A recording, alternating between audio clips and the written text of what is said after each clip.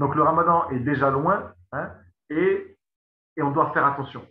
On doit faire attention à, à rester, à garder vivant nos vertus du ramadan.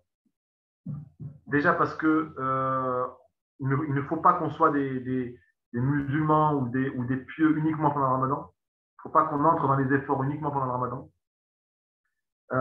Faire des qiyam al-layl que pendant le ramadan, ce n'est pas normal. Et vous savez avec moi, le qiyam al-layl, comment je vous en parle, 2 unités juste après la Risha, c'est déjà très bien. C'est déjà très bien. À ce propos, vous savez que parmi les prières surrogatoires, il y en a à plus forte intensité. Il y en a qui ont plus de valeur que les autres. Hein.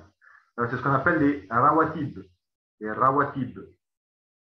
Et par exemple, la prière après Maghrib, c'est une rawatib. C'est une prière surrogatoire à forte intensité. Fajr, la prière de 2 unités juste avant Subh, c'est une rawatib. C'est une prière à forte intensité. Et ben, juste après la Isha, faire 2 unités, c'est une rawatib. C'est une prière à forte intensité. Et je ne parle pas de chauffeur. Je ne parle pas de chauffeur avec chauffeur et wetter. Hein. Je ne parle pas de ça. Ça, c'est une prière en plus. Faire 2 unités après la Risha, hein, de manière indépendante de chauffeur et wetter, c'est une prière à forte intensité, hein, avec beaucoup de valeur. Hein. Je vous en prie, Fatiha, bienvenue. Donc voilà, à nous de nous attacher voilà, à garder la prière de nuit vivante. Là, on sait que prier en fin de nuit, c'est dur parce que Fajr, il est très tôt. Hein. Mais voilà, au moins après la Risha, une petite prière de 2 unités en demandant pardon, c'est très important. Gardons vivant la prière de nuit, notamment. Hein. Euh, dans ma mosquée, on a essayé de mettre en place, enfin, les jeunes ont essayé de mettre en place une prière de nuit commune tous les, tous le, tous les deuxièmes samedis du mois. Hein. Ça, c'est pas mal de proposer ça. Hein. Entre sœurs, entre frères, ou alors chez une sœur, chez un frère. Ça serait bien de faire ça. Ne serait-ce que juste après la Risha. C'est-à-dire faire la Risha en groupe, peut-être manger avant, peut-être un petit moment convivial, faire la Risha là en groupe, faire juste 2 unités après la Risha, chef le wetter, et tout le monde rentre à la maison. Déjà, ça, c'est très bien. Si on ne peut pas le faire tout seul, l'instituer en groupe, et si l'instituer en groupe est trop difficile, eh ben, le faire tout seul. Hein. Et voilà, on ne peut pas considérer le Qiyam, la station debout la nuit, euh, euh, que pendant le ramadan. Ce ne serait pas convenable. Hein. Le jeûne aussi. Hein, euh, euh, n'oubliez pas de jeûner. N'oubliez pas de continuer à jeûner, même si c'est l'été, même si les jours ils vont être un peu allongés. Moi, vous savez, je n'avais pas l'habitude de prier à partir du printemps de l'été, là, j'avais pas l'habitude de jeûner, pardon. Je jeûnais plus trop le lundi et le jeudi parce que les jours étaient longs. Euh, il faut essayer de continuer quand même. Hein. Même si ce n'est pas le lundi et le jeudi, même si c'est que le lundi ou que le jeudi, au moins un petit jour de jeûne par semaine. C'est important. C'est important, ça. Et là, on a bien sûr les 6 jours de Shawwal. Et là, on est le 15 du Shawwal, je crois, le 15 ou le 16 du Shawwal. On est à la moitié du mois de Shawwal. Et il me reste donc une dizaine de jours, 15 jours, pour faire les 6 jours. Donc, essayons de les disséminer à travers cette fin du mois de Shawwal. Un petit jour par-ci, 2 jours par-là, et on arrive à 6 facilement. J'aimerais simplement faire une petite remarque sur les 6 jours de Shawwal. Oustad, Bienvenue. salam alaikum, ça va, vous allez bien? Salam, très bien, et vous? Alhamdoulilah. Oustad, je voulais te poser une question. Tu sais, j'ai entendu ce conseil dans d'autres environnements. Essaye de continuer à jeûner tout au long de l'année, le lundi, le jeudi, pour ses bénédictions, ses bienfaits, etc. Mais quelqu'un qui, par exemple, qui a envie de poursuivre le jeûne et qui peut pas forcément jeûner le lundi, enfin, qui ne souhaite pas, du moins, jeûner le lundi, le jeudi, forcément, on est d'accord qu'il peut jeûner un autre jour. Si, par exemple, pour s'habituer, c'est de se dire, je jeûne un jour par semaine et je le tiens dans ma semaine, et que c'est pas forcément un lundi et un jeudi, ça fonctionne aussi. Absolument.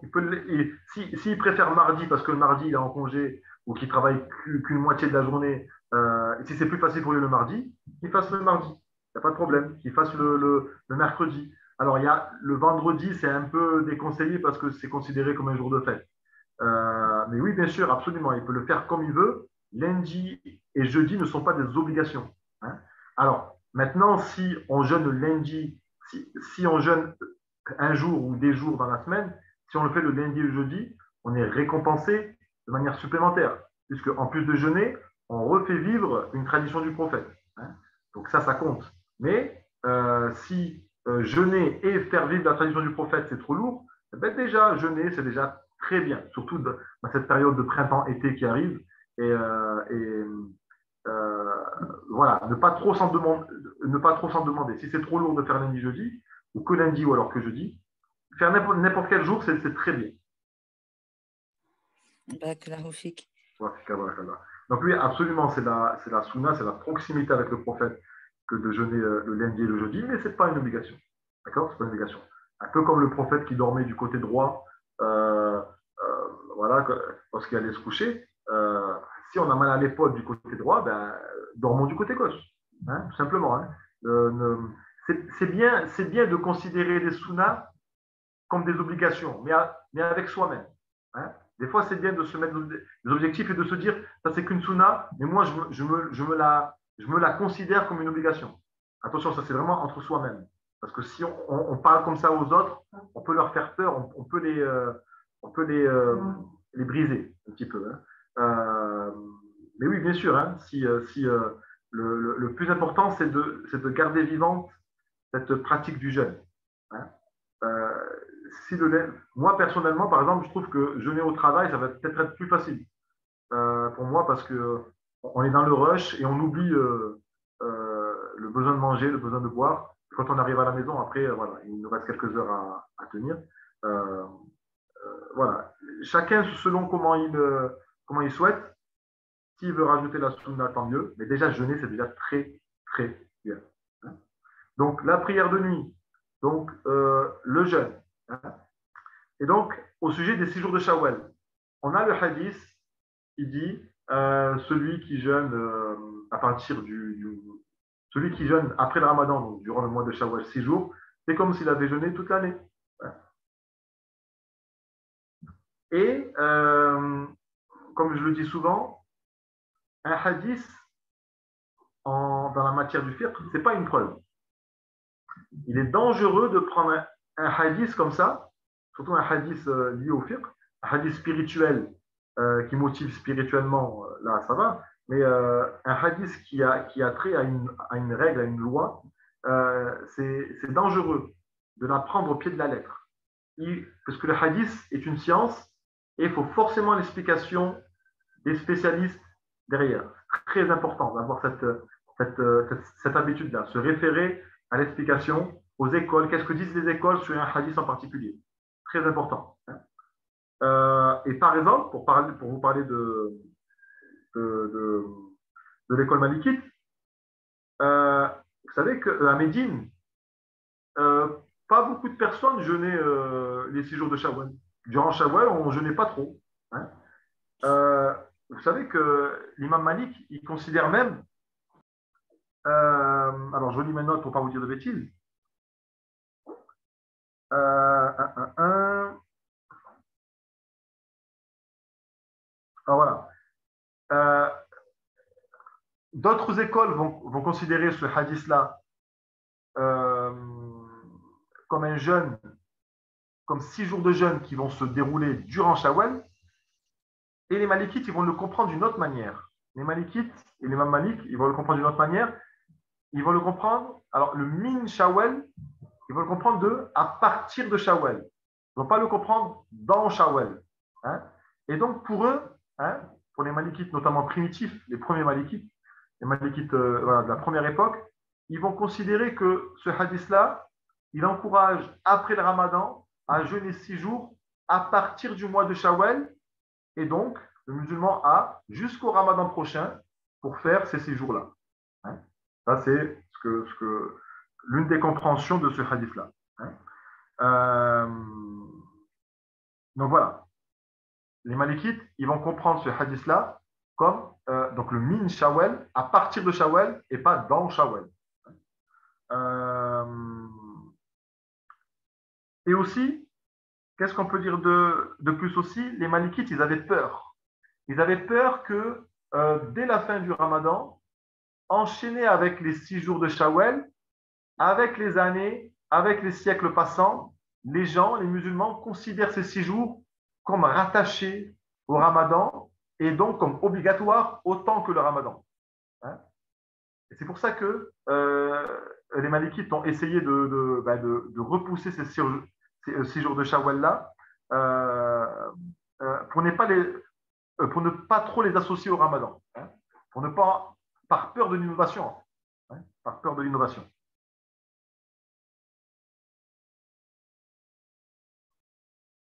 Voilà, donc, ok, très bien. Euh, Après, par la suite, quelques siècles plus tard, d'autres savants malikites ont considéré ces 6 jours de Shawwal comme recommandés, comme très recommandés. Hein. Euh, mais ils ont proposé une manière de les jeûner, déjà de manière discontinue, hein, pas 6 jours d'un coup, justement pour ne pas qu'on considère que c'est une poursuite de Ramadan ou c'est une continuation du Ramadan. Donc peut-être jeûner, voilà, comme on l'a dit, le NNJ, et après s'arrêter 2 jours, un jeudi ou un dimanche ou n'importe quand. Mais voilà, de manière discontinue. Hein. Voilà ce que les Malikites proposent. Voilà. Afin de casser l'idée avec le Ramadan, hein, comme je l'ai dit. Et aussi jeûner ces jours de Shawwal en sachant leur caractère non obligatoire. Hein. Jeûner ces 6 jours de Shawwal en sachant leur caractère non obligatoire, justement, hein, pour ne pas rendre plus difficile la pratique de l'islam. Hein. Et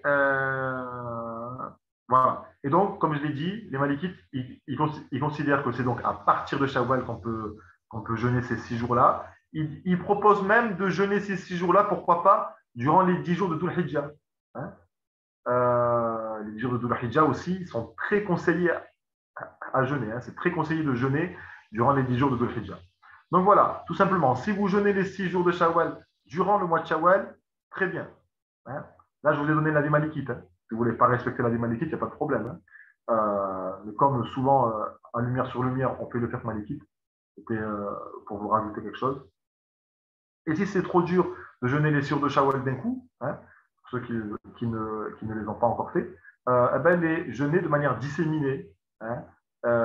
Mais en tout cas, voilà, l'idée de les dissocier du Ramadan, hein, de ne pas les considérer comme obligatoires, c'est important. Hein. Peut-être que pour nous, ça sera une évidence de jeûner les 6 jours de Shawwal. Peut-être que pour d'autres, en leur en parlant, ça peut leur faire peur. On a fait le Ramadan, il faut rajouter encore une semaine de jeûne. Oh là là, c'est un peu compliqué. L'année dernière, je parlais avec une élève qui était assez fine, qui était assez mince. Et elle me disait, en fait, moi, je ne vais pas les faire parce que déjà pendant le mois de jeûne, je perds beaucoup de poids. Alors, si je fais les 6 jours en plus, je vais perdre encore. Et là, je vais être. Elle me disait, en fait, je ne vais pas être bien physiquement. Hein, je ne vais pas m'aimer physiquement et ça va être difficile pour moi. Hein. Donc voilà, elle ne préfère pas les faire. Il n'y a pas de problème. Hein. C'est en plus, bien sûr, c'est mieux de les faire. Hein. Mais voilà, ne pas les considérer comme obligatoires, ne pas mettre la pression aux gens sur ces 6 jours-là. D'accord? Et garder bien sûr le Coran. Et garder bien sûr la proximité avec le Coran. Et vraiment, encore une fois, je le dis à moi en premier. Ce soir, je voulais qu'on fasse, j'avais préparé ce matin le cours sur la libération de Jérusalem par Salah ad-Din. Au bout du compte, on va faire un peu de tafsir ce soir. Ça va nous permettre de nous relier avec le Coran, Inch'Allah. Euh, voilà ce que je voulais dire pour cette après-Ramadan. Donc, n'oublions pas toutes les vertus dont on a fait preuve durant le mois du Ramadan. Bien sûr, le Ramadan est passé, mais ce qui arrive devant, hein, ce qui arrive devant, et on va terminer le rappel par cela, ce qui arrive devant, c'est encore plus important peut-être que le Ramadan. Ce qui arrive devant, c'est, comme j'ai dit il y a quelques secondes, les 10 jours de Dhul Hijjah. Les 10 jours de Dhul Hijjah, comme vous le savez, c'est les 10 premiers mois du Hajj, dans lesquels il y a le pèlerinage, ce pilier-là du pèlerinage, dans lesquels il y a l'Aïd al-Kabir, hein, le grand Aïd avec le sacrifice, avec le rituel du sacrifice. hein, et beaucoup de sagesse à retirer de cet événement avec Ibrahim. Et malheureusement, autant les mosquées font preuve d'un grand zèle, hein, de beaucoup d'efforts durant le mois du Ramadan, autant les mosquées ne proposent rien la plupart du temps durant les 10 jours de Dhul Hijjah. Alors proposons-nous des choses à nous-mêmes durant les 10 jours de Dhul Hijjah. Peut-être pourquoi pas jeûner les 10 jours ou jeûner un jour sur deux. On sait que dans ces 10 jours-là, il y a le jour de Arafat. Hein. Le jour de Arafat, c'est le jour le plus important du Hajj. Hein. On dit que les pèlerins, là-bas sur place, même s'ils ne peuvent pas faire le rite à Mina, même s'ils ne peuvent pas faire le rite à Muzdalifa, par maladie ou par autre chose, on dit que les ambulances, hein, elles menaient les pèlerins pour les placer dans le lieu qui s'appelle Arafat, au moins pour qu'ils soient présents à Arafat, parce que c'est vraiment le jour le plus important du pèlerinage. Les pèlerins là-bas ne jeûnent pas ce jour-là, hein, mais nous, ceux qui ne font pas le pèlerinage, pour nous, il est très recommandé de le jeûner. Hein. On dit que ce jour-là, le jour de Arafat, c'est ce jour-là que Dieu sort le plus de gens de l'enfer pour les mettre au paradis. C'est un jour éminent. Hein. Et les 10 jours là qui arrivent, les 10 jours de Dhul Hijjah, c'est les 10 meilleurs jours de l'année. On vient de vivre les 10 meilleures nuits de l'année avec les 10 dernières nuits du Ramadan. Là maintenant, on s'apprête à vivre. Donc là, on a encore 2 semaines de Shawwal. Après, on aura le mois de Dhul Qa'dah et après, on aura le mois de Dhul Hijjah, hein, le dernier mois de l'année islamique. Hein. Et après, on reprendra par Muharram et le début de l'année musulmane. Et donc, regardez comment Dieu il nous mène petit à petit vers la fin de l'année et on termine par ce pilier éminent qui est le pèlerinage. J'en profite pour vous dire, ceux qui n'ont pas fait le pèlerinage, j'en profite pour vous dire, pour ceux qui n'ont pas fait le pèlerinage, faites-le dès cette année. Ceux qui peuvent le faire, faites-le. Alors, bien sûr, il y a la contrainte financière, surtout que les prix ont augmenté depuis l'année dernière. Mais tentez. Si vous avez peut-être l'argent sur le compte, inscrivez-vous, faites les causes et regardez ce qui se passe. Comme ça, vous l'aurez fait. Que vous ayez des enfants ou pas, que vous voulez le faire seul ou pas, essayez de le faire. C'est très important. C'est très important de faire cet effort-là. Le Hajj, vraiment, c'est une activité de jeûne. Hein. Quand je dis jeûne, c'est en dessous de 70 ans. Et même à 70 ans, il faut essayer de le faire. Hein. C'est vraiment important de faire cet acte-là le plus vite possible. Plus vite possible. Alors, ceux qui ne l'ont pas fait, inscrivez-vous. Inscrivez-vous, essayez de demander de l'argent à droite à gauche, 2000 euros par-ci, 1000 euros par-là si vous ne les avez pas, et partez le faire. Ne réfléchissez pas. Mettez votre confiance en Dieu. Faites pourquoi pas ce soir après le cours des doigts. Oh Allah, envoie-moi faire le pèlerinage cette année. Hein. Faites des doigts dans ce sens et vous allez voir ce que Dieu a prévu pour vous. Hein. Mais voilà, c'est important de mettre en tête ce pilier-là. Ne rentrez surtout pas dans l'idée de « oh là là, mais je ne porte pas le voile, mais moi je veux d'abord porter le voile et après faire le pèlerinage ». Ne rentrez pas dans ça. Ne rentrez pas dans ça, c'est pas intéressant. Hein. Voilà, c'est le conseil que je voulais vous donner. Alors, ce soir, je vous propose un cours, un tafsir sur une sourate du Coran, qui est la sourate Al-Hujurat. Sourate Al-Hujurat. C'est la sourate 49 du Coran et on va essayer de, verset après verset, essayer de réfléchir. D'accord? Comme d'habitude, n'hésitez pas à prendre la parole, n'hésitez pas à me couper, n'hésitez pas, il n'y a aucun souci. On est là pour se retrouver entre nous avec grand plaisir. Je vous en prie. Oustad, je m'excuse. Est-ce que tu peux nous dire pour la pause prière, s'il te plaît? D'accord. Parce que du coup, là, on a cours jusqu'à 9h ou à 9h30, je ne sais plus. Je crois, on va aller jusqu'à 21h10. 21h10, Ah, 21h12, 13, et après on s'arrête. ah ben c'est bon, parfait, merci. Bon, allez, c'est Ben, bon. c'est bon pour moi du moins. Ok. Je pense que pour les autres aussi, Narlab, il est autour de 21h. Donc voilà, on va laisser passer 10 minutes, 10-12 minutes, et après on ira faire la prière. Ok, donc là on a 3 quarts d'heure. 50 minutes, 3 quarts d'heure.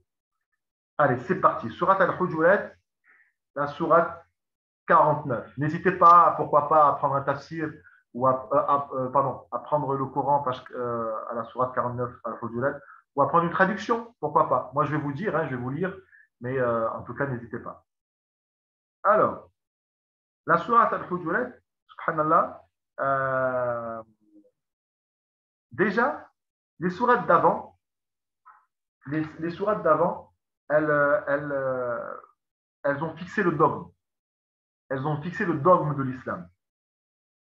Et cette sourate-là, donc le dogme de l'islam, donc c'est le tawhid, donc c'est les idées incontournables de l'islam, hein, comme le tawhid par exemple, comme je l'ai dit. Et cette sourate-là, sourate al-Hujurat, donc les appartements, elle va pas nous expliquer le dogme, elle va nous expliquer comment être fidèle au message du prophète. Elle va nous expliquer comment être fidèle au message du prophète. On dit aussi que sourate al-Hujurat, c'est la sourate pour éviter la dispute. On dit que c'est la sourate pour avoir un bon comportement. Et vous allez voir pourquoi. Et vous allez voir pourquoi. Chaque ayah de cette sourate, hein, elle fait référence à quelque chose de particulier. Et en fait, le contexte de révélation de chaque verset est différent, ce qui est assez étonnant, hein. Chaque sourate, il appelle à un contexte de révélation différent, hein. Et donc le prophète les a rassemblés, hein, dans cette sourate précisément, hein. Le contexte, alors globalement, cette sourate, elle a été révélée entre la bataille de Uhud et le pacte de Hudaybiyah, hein. La bataille de Uhud, quand les musulmans perdent à moitié, on avait vu cette année ça, hein, et quand ils vont à la Mecque pour effectuer cette Ramala. Donc c'est entre ces deux événements-là, Uhud et Hudaybiyah, que la révélation de Surat al-Hujurat intervient. C'est la sourate de la dispute, ou plutôt comment gérer la dispute. C'est la sourate du bon comportement.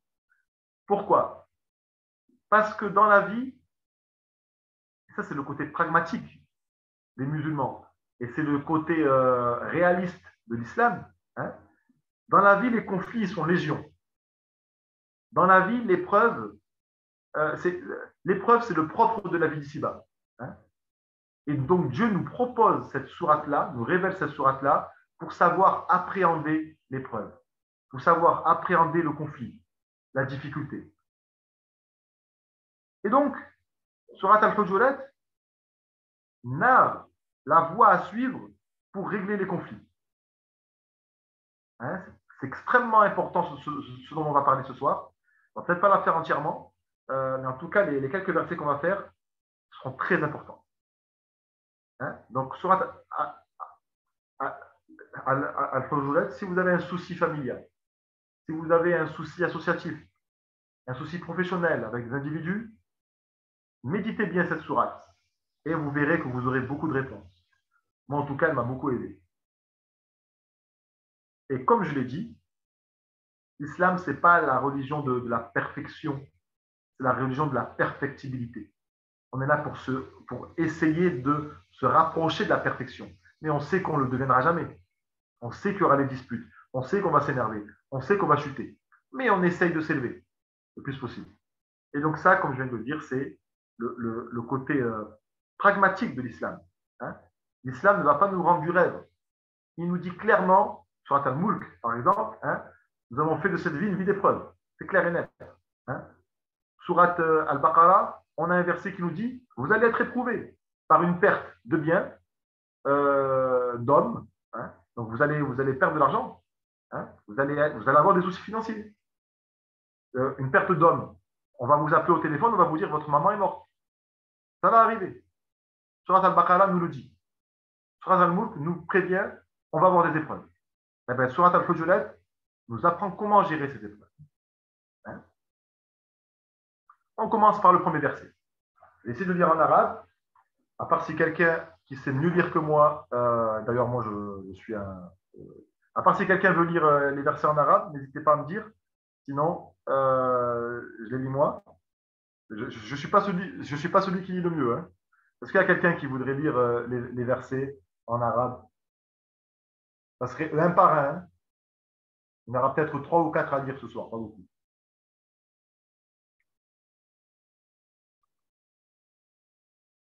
À la dernière fois, c'était qui avait lu? Je crois que c'était Kenza.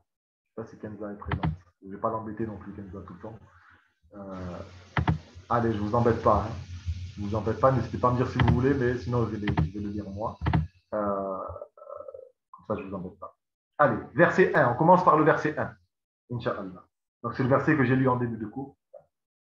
أعوذ بالله من الشيطان الرجيم أعوذ بالله من الشيطان الرجيم بسم الله الرحمن الرحيم يا أيها الذين آمنوا لا تقدموا بين يدي الله ورسوله واتقوا الله إن الله سميع عليم.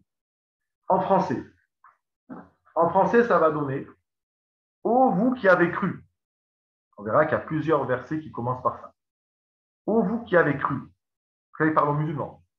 Ne devancez pas Allah et son messager. Et craignez Allah. Allah est audient et omniscient. Le contexte de ce verset, c'est le suivant. Au cours d'une discussion, en présence du prophète, Abu Bakr et Omar échangeaient sur un sujet. Et en fait, ils avaient un avis différent. Ils n'avaient pas le même avis. Et chacun campant sur leur position, petit à petit, vous savez, le ton se lève. Non, c'est moi, non, mais c'est comme ça. Mais non, je te dis que c'est comme ça. Mais non, c'est comme ça. Vous voyez un petit peu? Et petit à petit, le ton se lève. Je précise, c'est Abu Bakr et Omar. C'est Abu Bakr et Omar. Donc, le ton monte un petit peu en présence du prophète.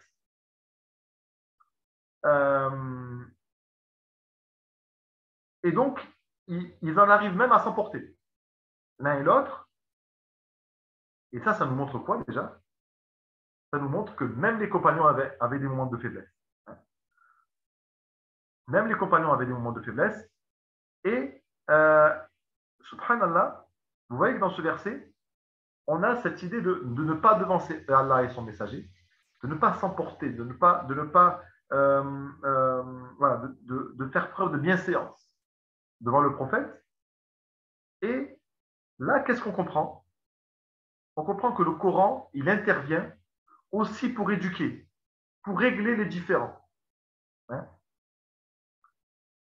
Il n'intervient pas que pour donner des lois, des règles religieuses, il intervient aussi pour régler la dispute, régler des différends entre les hommes. Ce qu'il faut comprendre, et on va le répéter beaucoup ce soir, c'est qu'un conflit, lorsqu'il intervient, et comme là ce conflit entre Abu Bakr et Omar, c'est Dieu qui a créé le conflit. C'est Dieu qui a créé l'épreuve.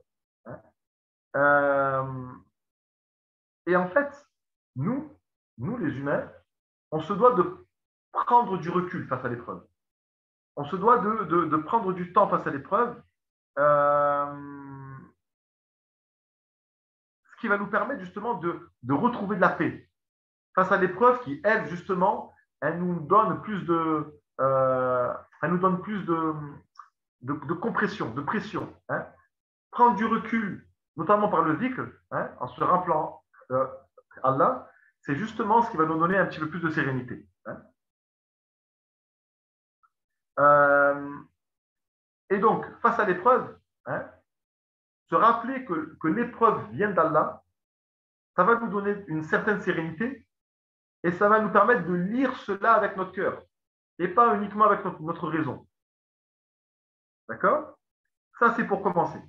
Donc, la sagesse de ce premier verset-là, c'est que la faiblesse, que la chute, que l'erreur, elle est présente même chez les compagnons. Hein? Et que le Coran, il intervient pour éduquer, il intervient pour nous changer. C'est pour ça qu'il faut être proche, justement. Verset 2. euh, verset 2. Alors, Fatia ou Fatima, j'ose pas choisir. On va faire un chacun. On va faire un chacun. On va faire comme ça. Comme... Moi, je vais lire en arabe, Inch'Allah, et Fatiha elle disait qu'elle va lire en français. Allez, super. Inch'Allah. Eh ben, parfait. Allez, super. Fatima, je vous en prie, verset 2. Et juste après, Fatiha pour le verset 2 aussi en français.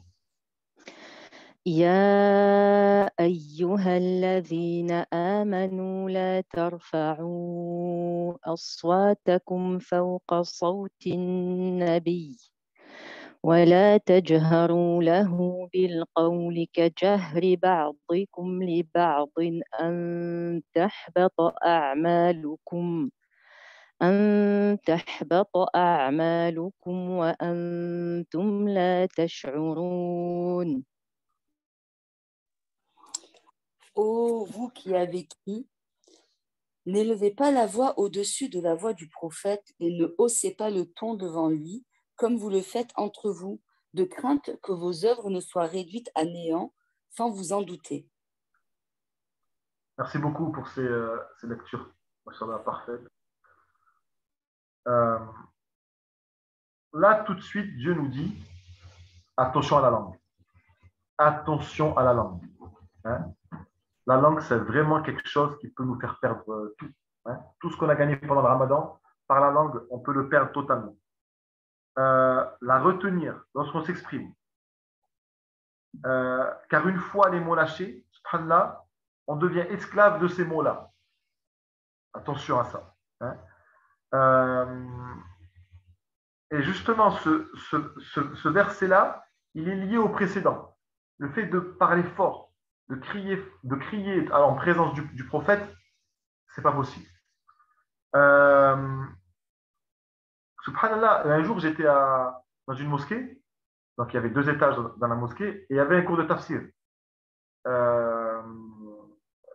Donc il y avait la parole d'Allah qui était récitée, il y avait des hadiths du prophète aussi qui étaient mis en avant pour expliquer, et il y avait des fidèles à l'étage qui faisaient du bruit. D'ailleurs, c'était volontaire, hein. Ils étaient contre la conférence, donc ils voulaient faire du bruit. Et l'imam, le conférencier, le professeur, au bout d'un moment, il s'arrête et il dit, vous savez, ces gens-là, là, vos voisins là, du dessus, là, qui font du bruit, ils sont en train de crier sur Allah et sur le prophète. Ils sont en train de lever la voix sur Allah et sur le prophète. Hein? Ils sont rentrés dans ce verset-là. Hein? Donc, lorsque, subhanallah, il y a des hadiths qui sont prononcés, il y a un cours, ne pas parler plus fort que la voix du professeur. Hein? Ça, c'est un acte de bienséance. Hein? Et c'est un ordre d'Allah. Et là, vous voyez la conséquence. Sinon, vos œuvres deviendraient vaines sans que vous puissiez vous en rendre compte. Subhanallah. Il y a un hadith du prophète qui dit ceux qui parlent trop sans évoquer Allah ont le cœur dur. Et ceux qui ont le cœur dur sont les plus éloignés d'Allah. Trop parler sans mentionner Allah, c'est-à-dire des paroles frivoles, des paroles mondaines, c'est très dangereux. C'est très, très dangereux. Ici, je voulais préciser quelque chose sur le fait de lever la voix avec fermeté. Vous allez me dire, oui, mais des fois, on a besoin de lever la voix, hein, et de faire preuve de fermeté, notamment avec des enfants ou avec des adultes qui outrepassent les limites. Si on est amené à le faire, si on est amené à lever la voix, à faire preuve de fermeté, hein, tout en levant la voix, il faut le faire avec la paix du cœur. Il ne faut pas le faire avec la colère dans le cœur. Hein. Parce que pour bien gérer un conflit, et c'est le thème central de notre sourate ce soir, pour bien gérer un conflit, il faut avant tout avoir la paix du cœur. Hein. D'où le lien constant avec Allah, le dhikr. Lorsqu'on a une épreuve, ne pas oublier de se dire c'est une épreuve qui vient d'Allah. Ne pas oublier de rappeler Allah, d'être en dhikr. Hein, et de ne pas penser avec sa tête, mais plutôt de lire les choses avec son cœur, de lire les choses avec la foi. Hein. Parce que quand on a un souci financier, lorsqu'on perd 200 euros, 500 euros, 1000 euros d'un coup, on se dit, oh là là, comment je vais payer le loyer? Donc là, d'un point de vue de la raison, on se dit, mais je suis juste. Hein, et j'ai fait une erreur et j'aurais pas dû faire ci et c'est dommage. Et on a le moral cassé. Mais il faut se dire, c'est Dieu qui est à l'origine de ça. Il est en train de m'éduquer. Il est en train de m'expliquer quelque chose, doucement. Et faire le dire, et faire du dire, et faire du dire. Vous savez que demander pardon continuellement, ça débloque énormément de choses dans l'invisible. Hein. Il ne faut pas oublier de faire ça. Hein. Donc, l'une des sagesses là, de ce verset-là, attention à la langue. Attention à la langue et attention à cet acte de bienséance, hein, lorsqu'il y a un cours. Encore une fois, sur un autre, j'avais assisté à cela encore une fois lors d'un autre cours. Un imam, lorsqu'il donne les cours, entre Mawlana Barisha, par exemple, hein, il y a des gens, bien sûr, qui entrent dans la mosquée et qui saluent les fidèles qu'ils connaissent. On leur serre la main en les saluant et en leur demandant comment ils vont, tout simplement. Hein. Et ça dure 5 secondes. Hein. Et cet imam-là en question, il s'énervait toujours lorsqu'il voyait les gens faire ça. Hein. Il s'énervait parce que c'était parler sur la parole du prophète, sur la parole d'Allah. Hein. Donc, attention à cet acte-là. Je vous en prie, Fatima, le verset 3. Et après, Fatima. إن الذين يغضون أصواتهم عند رسول الله أولئك الذين امتحن الله قلوبهم للتقوى لهم مغفرة وأجر عظيم. Ceux qui baissent la voix auprès du messager d'Allah sont ceux dont Allah a épuré les cœurs pour la piété. Ils obtiendront le pardon de leurs péchés et une immense récompense. Merci beaucoup. Comme je l'ai dit, dans un conflit, on est tout de suite marqué par la difficulté et on oublie le sens de ce conflit. On oublie le sens de l'épreuve. Et s'il y a une note que vous devriez noter ce soir, ce serait cette courte phrase-là. L'épreuve, elle n'est pas là pour nous embêter. Elle est là pour viser nos cœurs, justement. Elle est là pour assainir nos cœurs. Et c'est ce que cette sourate est en train de nous expliquer. Hein. L'épreuve, elle n'est pas là pour nous embêter. L'épreuve, elle est là pour nous élever. Hein. Et même dans l'épreuve, même dans la difficulté, Dieu, il est toujours là à nous assister. Donc, dans un conflit, ne pas oublier le sens de l'épreuve. Hein, car l'épreuve, elle a toujours un sens. Hein. Même si les épreuves se répètent, chaque épreuve tend à nous perfectionner. Ce qu'il faut dire aussi, c'est que l'épreuve, elle n'intervient pas par hasard. Hein. Des fois, on peut faire les choses mal, il y a une épreuve qui intervient. Là, on va comprendre un peu mieux. On se dit, ben oui, c'est normal, je gère mal, donc Dieu m'éprouve. Ça, c'est pour nous réveiller. Mais des fois, on gère bien. Des fois, on fait les choses bien et on est quand même éprouvé. On est quand même dans l'adversité. On est quand même dans, entre guillemets, dans l'échec. Et on pourrait discuter de ce qu'est l'échec ou de ce qu'est la réussite. Parce que nous, des fois, on va lire avec nos yeux d'occidentaux quelque chose comme étant une réussite, alors que peut-être auprès d'Allah, c'est un échec. Et vice-versa. On va interpréter quelque chose comme un échec, alors qu'auprès d'Allah, c'est peut-être une réussite. Donc l'épreuve, elle n'intervient pas par hasard. Hein. Pour exemple, dans un conflit familial, dans un conflit, par exemple, associatif ou professionnel, lorsqu'on est en conflit avec quelqu'un, avec un individu, constamment, on va se focaliser sur l'autre. Constamment, en fait, on va observer les défauts de l'autre. Hein. Il m'a fait ceci, il m'a fait cela, il m'a dit ci, il m'a dit ça. Mais en fait, ce n'est pas ça l'idée, en fait. Ce n'est pas ça le but. Surat Al-Hujurat, elle est en train de nous éduquer en nous disant, en fait, arrête de te mettre au centre. Arrête de te mettre au centre. Depuis tout à l'heure, on est en train de parler d'Allah et de son prophète. Mets Dieu et son prophète au centre du conflit. Mets Dieu et son prophète au centre de l'épreuve. Regarde vis-à-vis d'eux ce qu'en est de l'épreuve.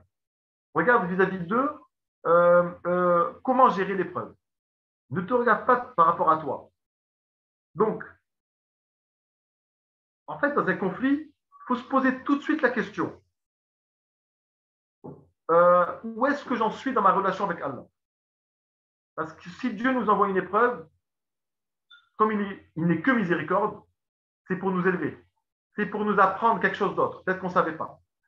Donc, à nous tout de suite de nous demander où est-ce que j'en suis dans ma relation avec Allah. Peut-être qu'il me manque quelque chose. Qu'est-ce qu'il veut m'apprendre par cette épreuve-là? Qu'est-ce qu'il veut m'apprendre? Il s'agit en fait, lorsqu'une épreuve intervient, de faire le tri pour savoir ce que tu fais vraiment pour Allah et en fait pour progresser dans cette démarche-là, pour progresser dans l'idée, lors d'une épreuve, de savoir vraiment ce qu'on fait pour Allah, il faut se poser la question, comment le prophète aurait géré cette épreuve à ma place? Comment est-ce qu'il aurait géré? Hein? Si on a quelqu'un qui nous fait du mal, si on demande conseil à des gens autour de nous, ils vont nous dire, ben, tu lui passes un sacré savon, tu es bien dur avec lui, tu lui dis ses quatre vérités et tu lui fais bien comprendre. Hein. Or, le prophète, très souvent, il était amené à subir le manque de courtoisie des gens. Hein. Il était amené à subir le manque de délicatesse des gens et il répondait par le sourire. Il répondait par la finesse. Hein. Il prenait sur lui. Et c'est à ça que sert la sira, en fait. La sira, elle sert à ça. La sira, la vie du prophète, ce n'est pas simplement un amoncellement d'événements dans la vie du prophète. C'est observer son attitude à travers différentes situations. Et ce qui est extraordinaire avec le prophète, c'est qu'il a vécu toutes les périodes. Il a vécu toutes les situations. La pauvreté, la richesse, la gloire, l'excommunication. Hein. La période de célibataire, de veuf, et la période de marié, même à plusieurs femmes. Hein. L'aisance et la grande difficulté, notamment avec l'embargo. Donc, dans la sira du prophète, il y a toutes les attitudes diverses, variées, qui pourraient justement, nous enrichir et nous apprendre à gérer ces épreuves-là. Donc, cette épreuve-là qu'on est en train de vivre, elle est là pour faire le tri en nous. Elle est là pour faire le tri en nous. Elle est là pour effectuer une vidange dans nous, afin de savoir ce qu'on fait vraiment pour Allah et ce qu'on ne fait pas pour lui. Moi, personnellement, cette sourate, elle m'a fait, elle m'a fait du mal. En fait, elle m'a fait du bien. Elle m'a fait me poser beaucoup de questions, justement sur le propos que j'ai dit là. Lorsqu'on a confiance avec quelqu'un, on va dire il m'a fait ci, il m'a fait ça. Alors que moi, j'avais fait ci et j'avais fait ça. C'est pas normal, c'est une injustice. Mais si je rappelle ce que j'ai fait, si je rappelle ce que j'ai fait à cette personne, c'est que je ne l'ai pas fait pour Allah. C'est que je l'ai fait pour avoir un retour. C'est implacable, ça fait mal au cœur de me dire ça, mais sauf que c'est la vérité. Hein. Moi, cette sourate-là, elle m'a fait me dire, mais en fait, tout ce que tu as fait, ce n'était pas pour Allah. C'était pour avoir des bonnes relations sociales. C'était pour être bien avec des personnes. Et quand ces personnes-là n'avaient pas la même envie de faire des bonnes actions, eh ben, tu t'es considéré comme lésé. Hein. Et donc, moi, personnellement, je considère que là, Dieu, il m'a appris que souvent, je n'ai pas fait pour lui. J'ai fait pour la concorde sociale. J'ai fait pour avoir des bonnes relations sociales, moi en faisant le bien, et donc en attendant le bien en retour. Hein. Et ça c'est quelque chose qui a sonné sur ma tête comme une cloche. Hein. C'est très difficile ce truc-là. Hein. C'est pour ça qu'on voit souvent des gens, lorsque le Coran est récité, pleurer. Parce que ça leur rappelle des remous, justement. Hein. Ça leur rappelle des combats en eux, et peut-être qu'ils ne sont pas encore menés. Hein. Ou alors qu'ils ne sont pas encore dépassés, qu'ils ne sont pas encore réussis. Hein. Faire le tri. L'épreuve, elle intervient pour faire le tri en nous. Hein. Et le centre appartient à Allah. La centralité appartient à Allah. Ça, c'est quelque chose que je dis souvent à mes élèves de collège, lorsqu'ils vont se plaindre, lorsqu'ils vont dire « moi, je pense ». Non, non, non. Il n'y a pas de « moi, je pense hein ». C'est Dieu qui est au centre, ce n'est pas toi. Toi, si tu n'es pas content, ben, tant pis. Hein. On va regarder ce que Dieu aime. Et dans le Coran, il y a de nombreux versets à ce sujet-là. Allah aime, Allah n'aime pas. Hein? Allah aime les muttaqin. Allah n'aime pas les zalimin. Hein? Le Coran, il met en avant ce que Dieu aime. Il met pas il met pas en avant ce qu'on préfère nous. Hein. On n'est pas au centre, on n'a pas à être au centre. Donc, dans un conflit, hein, remettre Dieu au centre, hein, et observer comment le prophète aurait agi. Hein.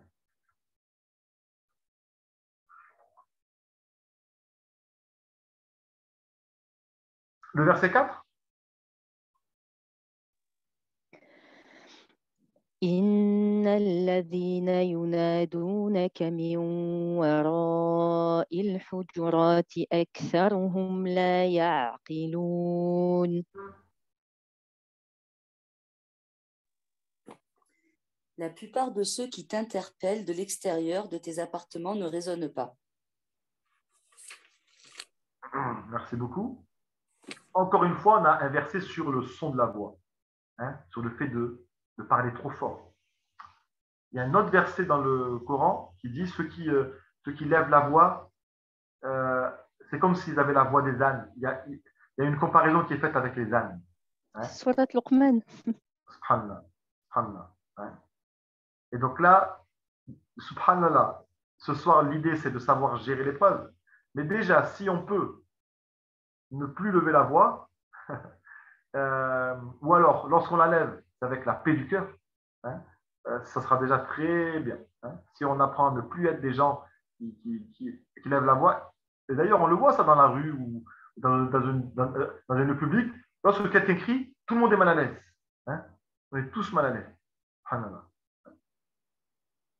Alors, comme je l'ai dit en début de cours, chaque verset fait référence à un contexte particulier. Est-ce que quelqu'un connaît le contexte de ce verset-là? Il est un petit peu connu. Hein. Ceux qui t'appellent à haute voix de derrière les appartements, la plupart d'entre eux ne raisonnent pas. Est-ce que vous savez ce qui s'est passé pour que ce verset soit révélé? C'est pas justement parce qu'il y a des personnes qui interpellaient le prophète alayhi salam de l'extérieur, comme si on interpellait une personne lambda en fait. Absolument. Hein. Vous savez qu'il y a des. En fait, après Salat Zuhr, hein, après la prière de la mi-journée, c'est l'heure de la sieste. C'est l'heure de la sieste, et à ce moment-là, le prophète, sallallahu alayhi wa sallam, souvent il faisait une sieste. Hein, il se retirait dans ses appartements pour faire une sieste. D'ailleurs, à ce titre-là, faire le qiyam, prier la nuit, ça devient plus possible, plus facile avec la présence de la sieste à la mi-journée. Hein. Et donc, ce moment d'après-repas, ce moment de la mi-journée, c'est un temps calme. Souvent parce que la chaleur, elle est forte à ce moment-là. Hein. Parce qu'après le repas, souvent, on est un peu lourd. C'est le moment de faire une sieste.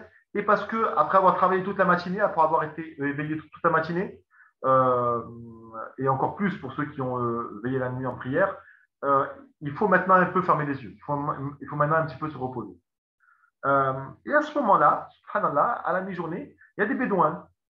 Des bédouins donc qui n'habitent pas à la ville, qui ne sont pas civilisés. Ils arrivent devant la maison du prophète, hein, et il appelle. Oh, Mohammed, hein, il appelle, il lui demande de sortir. Hein. Et donc, il crie, en fait. En fait, il appelle en criant. Hein. Encore une fois, comme on l'a vu au verset 1, le Coran intervient pour éduquer. Encore une fois ici, le Coran intervient pour éduquer. Une deuxième idée qu'il faudrait retenir de ce soir, moi, pendant de nombreuses années, j'ai lu le Coran pour avoir 10 hasanat par lettre. J'allais vers le Coran pour avoir mon petit pactole de hasanat. Mais subhanallah, c'est une bonne intention, hein, pas de problème. Hein. Mais si je choisis de mettre ma chaussette d'abord par la droite et pas par la gauche, même en faisant ça, j'ai des hasanat. Si je me parfume, si je prends ma douche, qui est très agréable, j'ai des hasanat en pensant à Dieu, hein, et en me disant que je me purifie pour Dieu. Même ces actes on ne peut plus agréables, manger, si je mange pour rassasier ma faim, pour retrouver de la force, pour continuer à œuvrer, même pour ça, je suis récompensé. On est toujours récompensé par Allah. Hein. Aussi en lisant le Coran. Ce qu'il faudrait, c'est ne plus aller vers le Coran que pour prendre ces 10 hasanat par lettre. Je peux continuer, bien sûr, pas de problème. Hein. Mais c'est surtout aller vers le Coran pour trouver une éducation, pour trouver des solutions. Ce qu'on essaie de faire ce soir-là. Hein. Dieu il nous envoie des versets, des révélations, en prenant en exemple ce qui s'est passé ici-bas, pour nous éduquer. Arrêtez de crier. Vous savez, dans ma résidence, il y a un petit, bon, c'est un enfant, il n'y a pas de problème, hein, mais les week-ends, souvent, il appelle toujours sa mère. Maman, maman. Et ça me fait rigoler parce que moi-même, quand j'étais petit, je le faisais. Hein. Ben, ce n'est pas une attitude de musulman que de faire ça. Hein. Et là, il y a une idée importante. L'éducation de ne pas crier. L'éducation du silence, du tact. Hein. Mais aussi le respect de l'espace privé. Hein. Parce que ce moment-là de la journée, le moment de la sieste, hein, c'est un moment privé. C'est un moment où les gens ils ont besoin de se retrouver entre eux-mêmes, tranquillement. Hein. Et souvent, les conflits, ils interviennent quand le respect de l'espace privé n'est plus respecté. Souvent, le conflit, il va intervenir quand les gens se sentent attaqués, un peu colonisés dans leur espace privé. Les conflits entre voisins, hein, souvent c'est ça. Hein, hein. Tu fais du bruit chez moi-même lorsque je suis dans une situation qui est censée être reposante. Ben, même dans cette situation-là, tu m'empêches de me reposer. Hein. Ou les gens qui s'introduisent dans des secrets comme ça, hein, dans la sphère privée, souvent le conflit il intervient parce qu'on met le nez dans un élément privé. D'ailleurs, il y a une parole du prophète parmi les 40 hadiths de Nawawi, si je ne me trompe pas, hein, c'est parmi le bel islam, il y a le fait de se mêler de ses affaires, plutôt de ne pas se mêler de ce qui ne nous regarde pas. Simplement ça. Simplement ça. C'est très important. Hein, c'est très important. Il y en a qui analysent les regards des uns et des autres. Ouh là là, j'ai vu Rachid, il regardait Rachida avec un regard, peut-être qu'ils vont se marier le mois prochain. Hein. Non, non, ce n'est pas tes affaires en fait. Arrête de rentrer dans ce qui ne te regarde pas. Et si tu as vu, silence. Et comme je l'ai dit en début de cours, l'islam, c'est un concept, bien sûr, très spirituel. Hein. Les anges, la générosité, beaucoup d'abstraits en islam, bien évidemment, comme dans toute religion. Mais cet abstrait-là, ce spirituel-là, il est très souvent lié à la pratique. Il est très souvent lié au concret. Hein. Et ici, subhanallah, le Coran, il rectifie des attitudes grossières du quotidien qu'on rectifie tous auprès de nos enfants ou de nos élèves. Hein. Le Coran fait même ce travail-là. Hein. Le Coran, c'est un livre du quotidien. Hein. C'est un livre pratique. C'est un livre pragmatique. Hein. Et donc, autant les 2-3 premiers versets, elles nous ont appris à nous poser la question où est-ce que j'en suis dans ma relation avec Allah. Et quand une épreuve arrive, je dois faire le tri en moi. Je dois savoir si je fais vraiment pour Allah ou si je fais pour autre chose. Notamment en observant comment le prophète aurait géré à ma place. Ici, avec ce verset-là, le verset au sujet des Bédouins, on apprend en fait qu'il y a des règles nécessaires entre nous. Entre nous, il y a des règles nécessaires. Ce n'est pas parce que le prophète, c'est le prophète, que c'est une personne publique qu'on peut tout se permettre. On ne peut pas tout se permettre. Ce n'est pas parce que le président de la mosquée, c'est le président de la mosquée, il travaille pour tout le monde, qu'on peut l'appeler à minuit.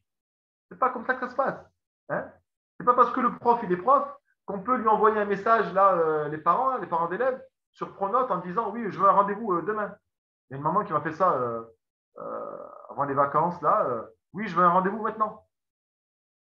Bon, moi, je n'étais pas connecté à ce moment-là. Je suis en train de porter des cartons pour mon déménagement. Comme si j'allais m'arrêter. Oui, voilà. Je suis en plein milieu de la route, là, j'ai posé des cartons par terre. Ok, je vous appelle. Non. Il y a des règles nécessaires entre nous. Hein. Donc, le prophète, sallallahu alayhi wa sallam, il propose une éducation, en fait, par les devoirs. En fait, donc l'islam, Allah, le prophète et l'islam en général, il propose une éducation par les devoirs. Hein. Les devoirs envers Allah, les devoirs envers le voisin, par exemple, les devoirs envers les parents, hein, alors que notre société, je ne sais pas si vous voyez là où je veux en venir, euh, elle propose une éducation par les droits de la femme, les droits de l'enfant, les droits de la nature, les droits de ci, les droits de ça, hein, les droits du citoyen. Euh, et malheureusement, cette perception de l'éducation par les droits, ah mais j'ai le droit, hein, ah, mais c'est mon droit, ça rend la personne fatalement passive, hein, puisqu'elle attend ses droits. Or, un concept qui met en avant d'abord les devoirs, une éducation par les devoirs, hein, ça va rendre la personne active. D'ailleurs, on dit en islam que si tu veux tes droits, eh ben, remplis d'abord tes devoirs.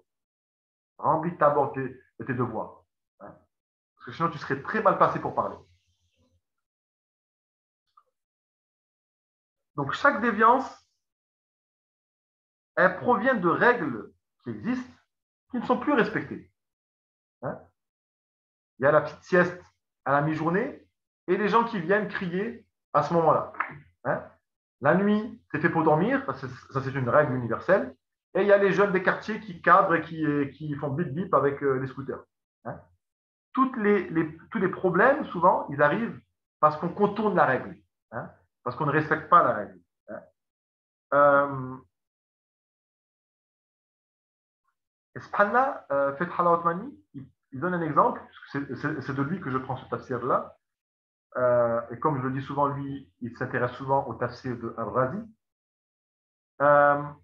Comme je l'ai dit, il y a quelques secondes, lorsqu'une règle est mise en place et qu'on ne la respecte plus, c'est là que le conflit va intervenir, c'est là que le problème va intervenir. Lorsque la sphère privée n'est plus respectée, c'est là que le conflit va intervenir. Et subhanallah, et je suis aussi très mal passé pour en parler, c'est que même entre époux, même entre parents et enfants, on ne respecte plus la sphère privée. On va prendre le téléphone, on va un peu fouiller, hein, pour voir un petit peu ce que fait l'autre, pour rentrer dans l'intimité de l'autre.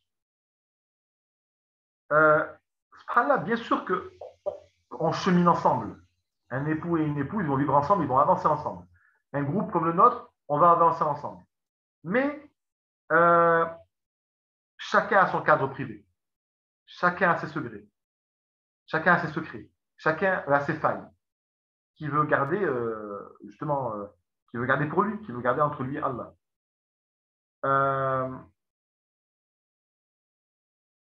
Bien sûr, on se doit de se conseiller mutuellement. Hein, mais le cadre privé doit être respecté. Le cadre privé doit être respecté. Vous savez, un jeune qui va regarder des films pas bien.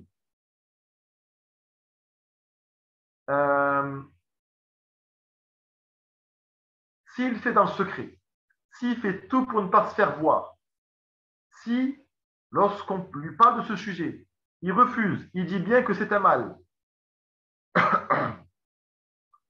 on n'a pas à rentrer justement dans sa sphère privée. On n'a pas à lui mettre la honte devant tout le monde comme ça. Hein. On peut le conseiller de loin ou de manière fine, de manière subtile. Hein. Mais déjà, s'il le fait dans le secret et s'il a peur de sortir de ce secret-là, c'est qu'il respecte les limites, il respecte les règles de la société. D'ailleurs, vous savez, en islam, lorsque deux personnes pratiquent la fornication, il faut 4 témoins, hommes, qui aient vu, comme on le lit dans les livres de fiqh, hein, le pinceau entrer dans le pot. Vous avez compris. Hein? Il faut que 4 personnes, hommes, aient vu, comme je l'ai dit, le pinceau qui entre dans le pot. On sait très bien que c'est très compliqué qu'il y ait 4 hommes en même temps, hein, dans une situation les plus intimes qui soit, hein, voir cela. Hein. Et donc, ces 4 hommes-là, s'ils voient ça, là, ils peuvent témoigner. Et là, justement, la peine de la lapidation sera mise en place. Hein. savez que s'il n'y a que deux personnes qui ont vu, hein, deux personnes qui ont vu, ou alors trois, qui ont vu et qui témoignent, c'est eux qui sont fouettés. C'est eux qui sont fouettés. Hein. Parce que on considère que deux individus, si ils se font voir par quatre personnes, c'est vraiment qu'ils ne respectent plus la société. Et à ce niveau-là, ils constituent un danger pour la société. Ils vont commencer à répandre les mauvaises manières dans la société. Donc, eux, ils doivent être mis hors d'état de nuire. Mais les trois hommes, pas les quatre, les trois hommes qui se permettent de parler, eux, ils auraient dû se taire. Ils auraient dû cacher les défauts des autres. Hein. Donc, vous voyez que autant d'un côté, il y a un mal, autant de l'autre aussi, il peut y avoir le mal. Hein. Donc, le respect de la sphère privée, il est extrêmement important. Et donc, d'ailleurs, hein, ces trois hommes-là qui vont parler, donc un, deux ou trois, qui vont se permettre de témoigner alors qu'ils n'auraient pas dû, c'est à partir de quatre, eux, ils sont fouettés. Ils sont fouettés parce qu'ils ont parlé alors qu'ils n'auraient pas dû. Ils auraient dû cacher le mal. Hein.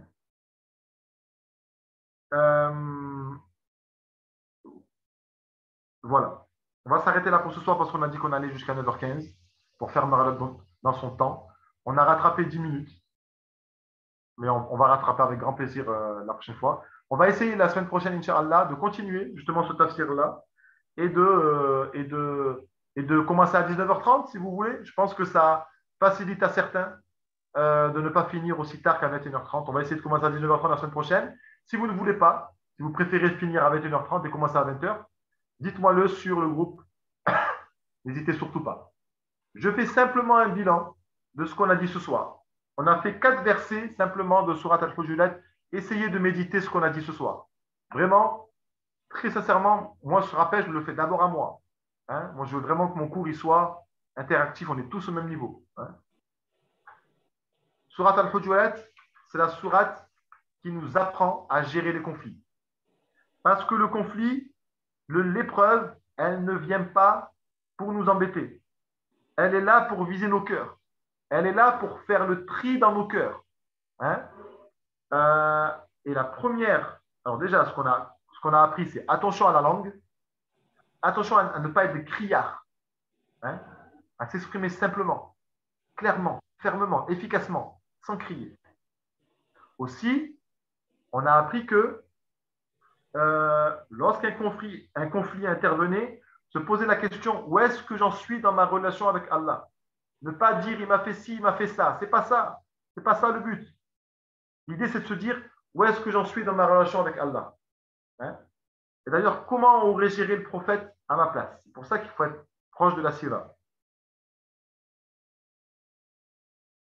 Par l'épreuve envoyée, hein, déjà c'est Dieu qui l'a envoyé, l'épreuve, hein, et Dieu n'est que miséricorde, il veut nous apprendre quelque chose.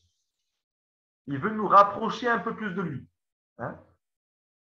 Et il y a donc l'idée, est-ce que je fais vraiment pour Allah? Lorsqu'une épreuve arrive, il y a l'idée, est-ce que je le fais vraiment pour Allah? Aussi, on a dit le respect du cadre privé. Le respect du cadre privé et aussi la nécessité des règles. Les règles sont nécessaires.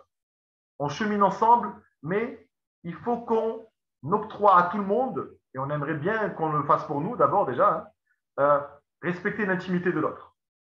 Hein. Voilà ce qu'on peut dire déjà pour ce soir. L'une des grandes finalités de l'islam, hein, c'est d'amener de la conscience pour les gens. D'amener de la conscience aux gens pour que les gens puissent faire leur propre choix. Hein. Et donc, cette idée de mettre Dieu au centre, cette idée de respecter justement le cadre privé, hein, ça aide à cette conscience-là. D'accord? On se quitte là pour ce soir. La semaine prochaine, on continuera à ce sujet-là. Hein. On se quitte avec des doigts très rapidement. La ilaha illallah wa salli wa sallim ala nabiyina Muhammad. La hawla wa la quwwata illa billahi al-wahid. الحي القيوم نستغفر الله الذي لا إله إلا هو الحي القيوم ونتوب إليه. Ya Rab, apprends-nous à gérer nos conflits. Ya Rab, apprends-nous à te mettre au centre. Ya Rab, apprends-nous à lire nos épreuves de manière spirituelle. Apprends-nous à te remettre au centre lors d'une épreuve. Ya Rab, apprends-nous à respecter les règles établies. Ya Rab, apprends-nous, fais-nous respecter l'intimité des autres et préserve notre intimité aux yeux des gens.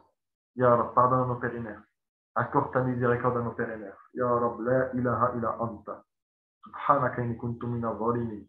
نستغفر الله الذي لا إله إلا هو الحي القيوم ونتوب إليه اللهم صل وسلم على نبينا محمد لا إله إلا الله سبحان ربك رب العزة عما يصفون والسلام على المرسلين والحمد لله رب العالمين. À la semaine prochaine, Inch'Allah. Salam alaikum wa rahmatullahi wa barakatuh. Merci à tous. Salam alaikum. Alaykoum salam, barakallahu fik, wa fikoum. Tabarakallah.